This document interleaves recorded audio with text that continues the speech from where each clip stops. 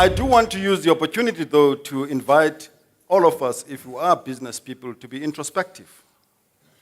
Because I think trust starts with introspection. Today we know that the project of state capture has very prominent business players, because the Gupta leaks suggest so, and nobody has contradicted that in any convincing way.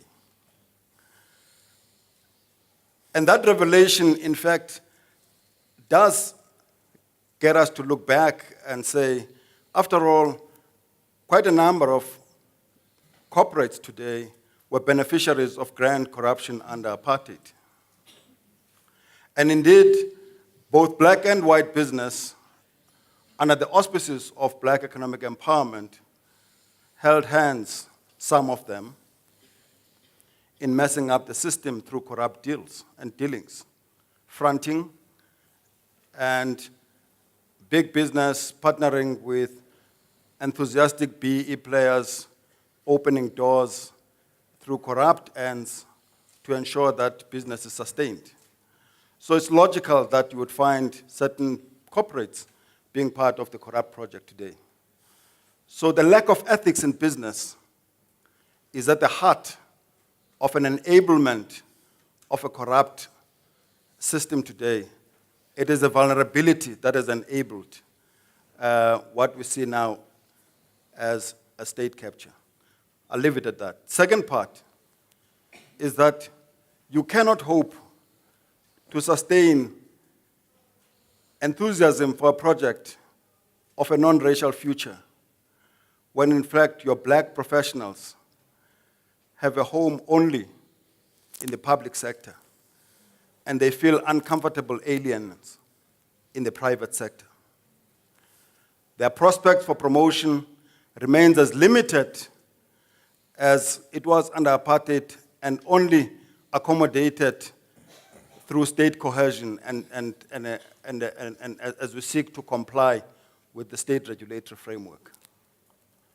Black professionals who opt out of corporates and set up separately only get employment and opportunities in the public sector and are excluded in the private sector. That suggests a fantastic lack of commitment to building a non-racial future. So, happily, Business Leadership South Africa has adopted a very important policy, which I think is encouraging, that inclusive growth is the way to go. But we need to talk about the details of what that inclusive growth means. What are we talking about there? It must include enabling black professionals to be meaningful players in corporates, being given opportunities as they provide their goods and services to establish corporates, et cetera, et cetera.